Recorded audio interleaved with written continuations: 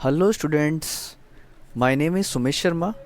I am working in St. Andrews Institute of Technology and Management, Gurugram, as an assistant professor in computer science department. So this is our next lecture of web series of web designing. In the last lecture we had done web publishing, web terminology, web hosting and types of web hosting services. I hope you have understood these topics very well. Now, today we will discuss about ISP. ISP stands for Internet Service Provider, website planning, and also about website designing. So let we start with the first topic of today's session is Internet Service Provider, ISP. Basically, ISP stands for Internet Service Provider. It is a company that offers its customer access to the internet. Basically, it connects to its customers using a data transmission technology appropriate for delivering internet protocol, packets or frames such as dial-up, DSL, cable modem, wireless or dedicated high-speed interconnection. It also provides a combination of services including internet transit, domain name registration and web hosting. It is very helpful to provide the internet to our customers. So by the help of ISP, Internet Service Provider, we can access the internet easily.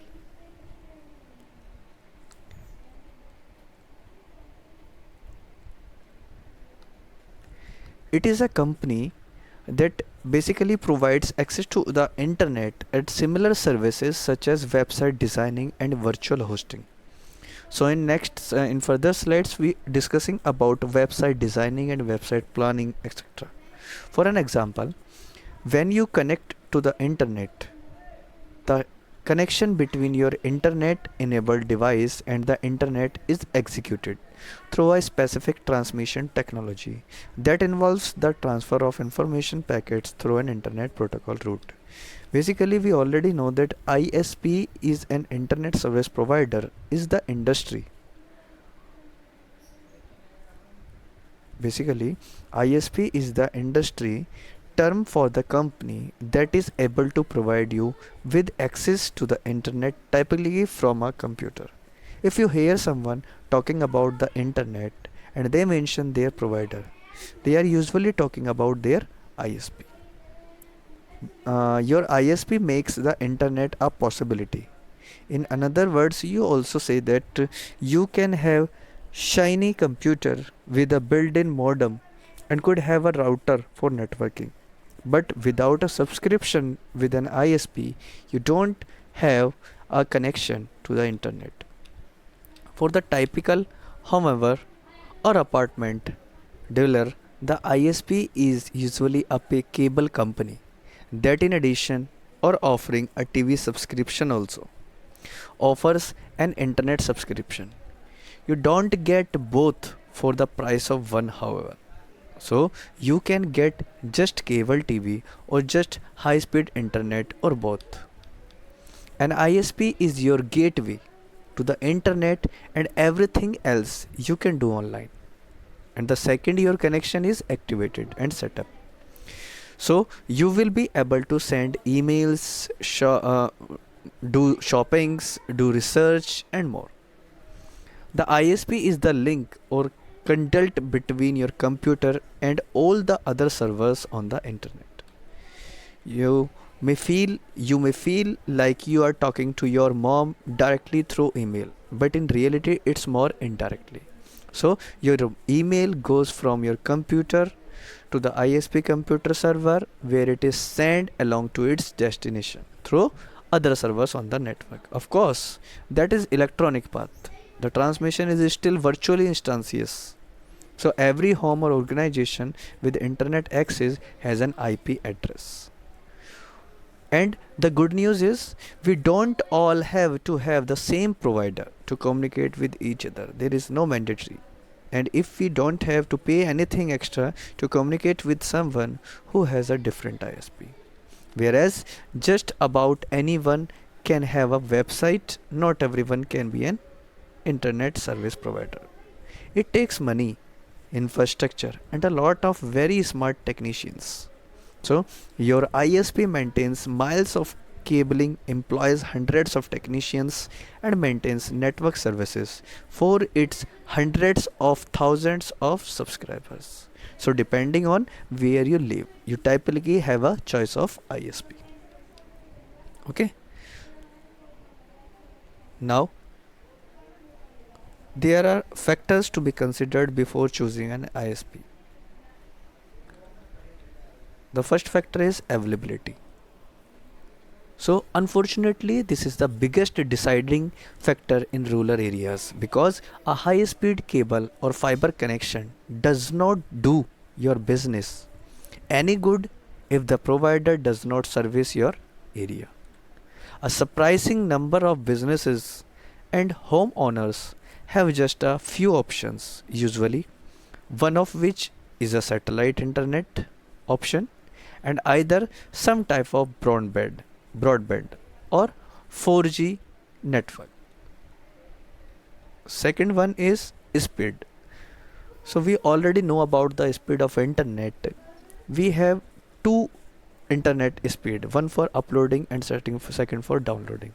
Basically, as a business, you must ensure that you have sufficient speed to not disrupt or to create a disturbance on daily use, even when demand is at its highest. To some customers, speed is the most important factor when determining an ISP. Because if the ISP is very good in demand, but their internet speed is very slow, so some customers' basic need is high speed. Then they simplify want the fastest internet they can get in their area. This is completely based on location and what's offered to you as a business or consumer. The number you are looking at when comparing plans is called bandwidth. Basically, bandwidth is simply the volume of information per unit of time that the transmission medium can sustain. So, some customers get lucky and have access to fiber connections with of over 1000 megabytes, 1000 Mbps per second, while some rural businesses are stuck on 3 to 6 Mbps DSL connections. This is very big difference between them. So also, just because the speed is advertised, it does not mean that the speed you will be receiving. It's definitely worth checking the neighboring businesses to see what kind of speed you can realistically expect. So speed is the very most important factor which considered before choosing an ISP. The third one is cost. It is also a very important factor. So basically, cost, in order for an ISP to make sense for you, it needs to have a good balance between speed and price. For example, if you are running a small business out of your home, so 1000 means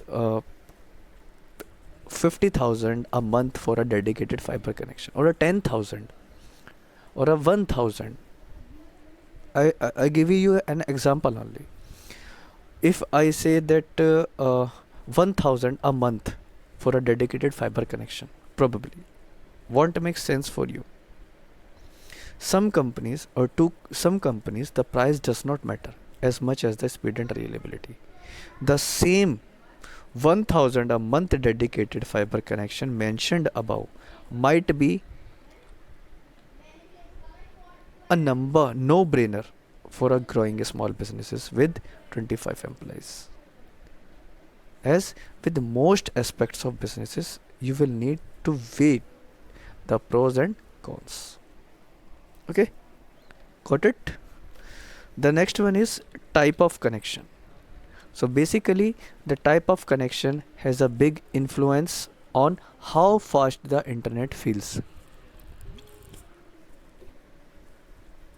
Satellite internet is notorious for seeming slow, despite having respectable download speed up to 25 Mbps. The reasoning behind this is sheer physics. The signal is sent from your satellite and travels around 22,000 miles out to space. From there, the satellite in orbit contacts a network center to find the requested site. That information is then sent back to the satellite in orbit and then back to you. So even the speed of the light, this process takes almost 500 milliseconds plus. Any additional processing time for the request which take place on both the server and the client side. I know it does not sound like much, but adding an extra half second to every action make it seems so slow. If you are used a traditional connection, by contrast, even the latency on 4G connections, 4G signals is around 100 milliseconds. So versus 400 plus milliseconds for satellite connection. Other connections such as fiber offer much lower latency, often under 20 milliseconds. And the last one is reliability. It is also very most important factor to be considered before choosing an internet service provider. So reliability, what is reliability? Reliability is likely the biggest factor, especially for business customers. Having unreliable internet is stressful and counterproductive. If you are in an industry that cannot risk internet service interruption, because it is wise to consider an ISP that offers a service legal agreement, in short form in SLA. SLA are the service contract that especially state how reliable the connection should be. The customer service goes hand in hand with reliability. So regardless of how good the connection is, something will one day go wrong. Whether it is dying hardware or a physically damaged line, it is extremely likely there will be issues one day. So good customer service is a measure of how fast they can help get you back up and running. So most businesses can't wait several days for new hardware to be shipped to them. They require a higher level of service, and a good service provider understands that. So these are the important factor to be considered before choosing an internet service provider. Okay. Now these are the some popular examples of internet service provider like BSNL, Airtel, Vodafone, Jio, Idea. In India, these are very most or popular example of internet service provider. Okay, so these are up to till today's session is related to the internet service provider.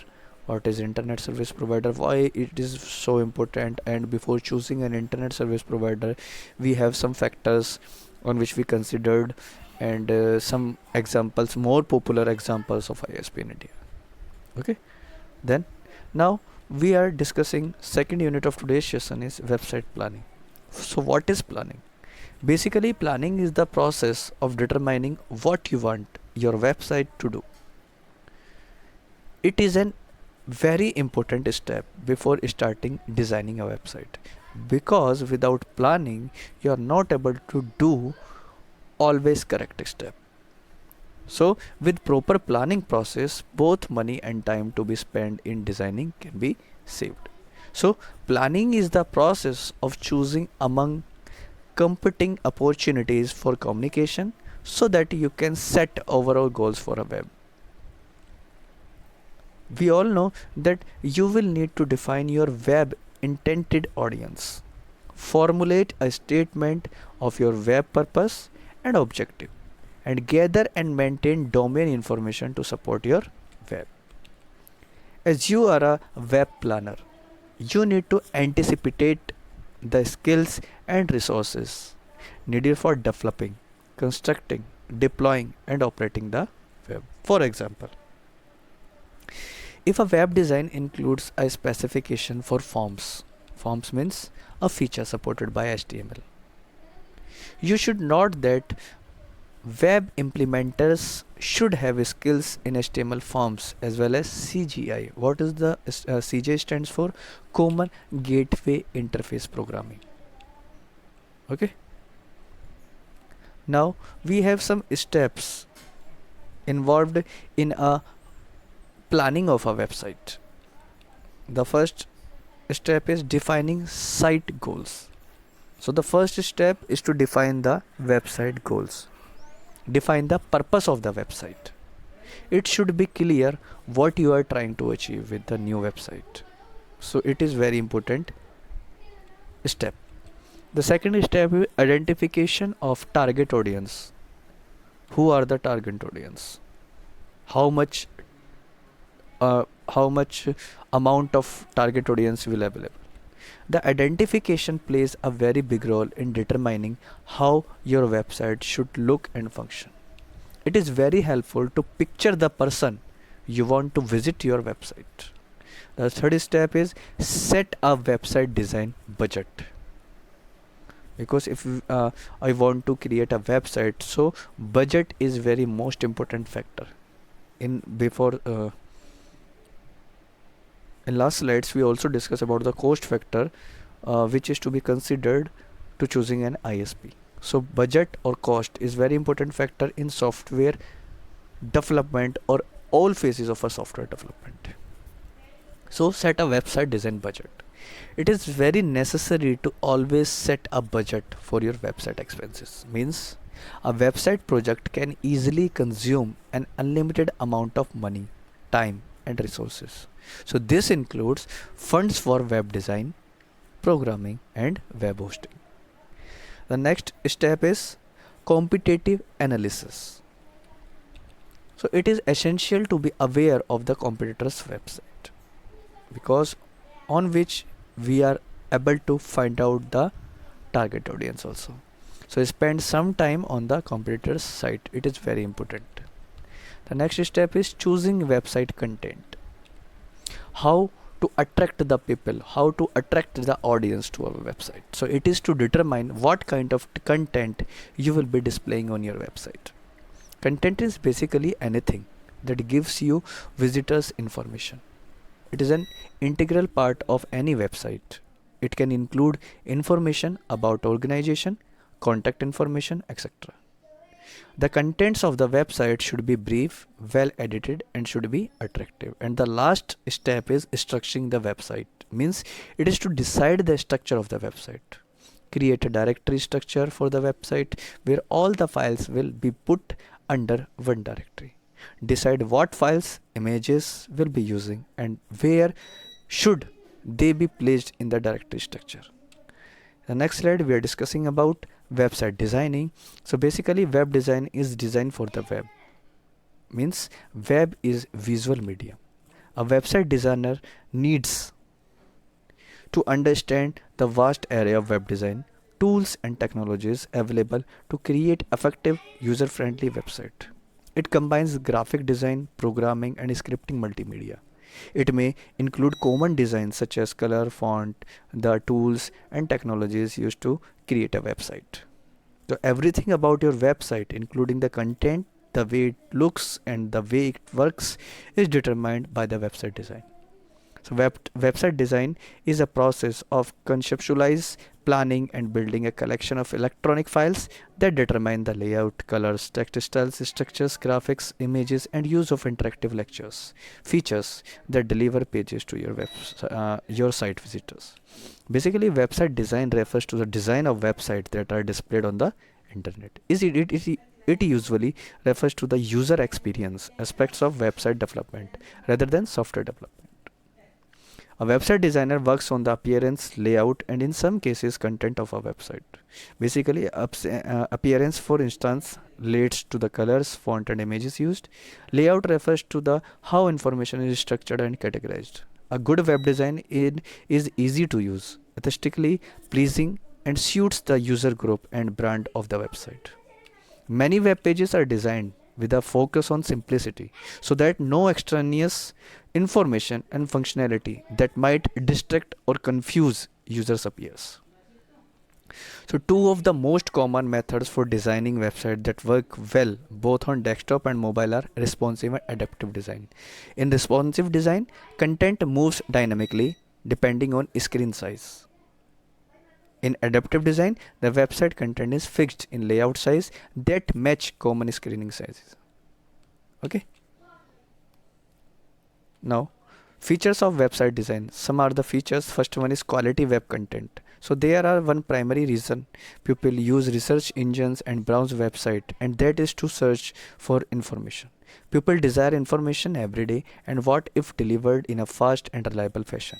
Whether to entertain, entice, or educate, superior content is a must in every frequently visited website, especially if search engine optimization is the part of the website overreaching marketing strategy. The next one is clear user-friendly navigation. A stellar web design must contain a user-friendly navigation scheme that allows visitor to quickly find the information needed. Important links must be easy to find and given logical, simple, and include easy to understandable labels. The next one is simple and professional web design. Bells and whistles may seem nice in concept, but they are really add much value to an effectively constructed and sensible web design. Typically, the website best at effectively converting site visitors into buying customers. Maintain an attractive layout but keep it clean and simple. So Google is an excellent example for such a site. Actually, users found Google's initial design oversimplified during the initial testing phases. And the last one is web page speed. People inherently lose patience quickly, and that holds true when visiting a website. The longer a website takes to load, the more likely a person will leave before it fully renders. Beautiful graphics and sustainable content because become useless if a site speed hammers its ability to deliver content quickly. Okay. And we also have two other features like search engine optimization and web compatibility. Now I am going to explain the format of questions based on today's topic so that you will get an idea that which type of question come in university exam from these topics. So here the first question is explain internet service provider means ISP. Second, explain features of ISP and also give some important some examples of ISP. So what is website planning and also mention its steps, and last one is what is website designing. So this is the end of today's session. Thank you for watching my video. Have a nice day. Hope you will watch my next video in which I will discuss about website front page and various front page views and steps to adding picture, links and background. So this is the end of today's session. Thank you so much for watching my video. Have a nice day.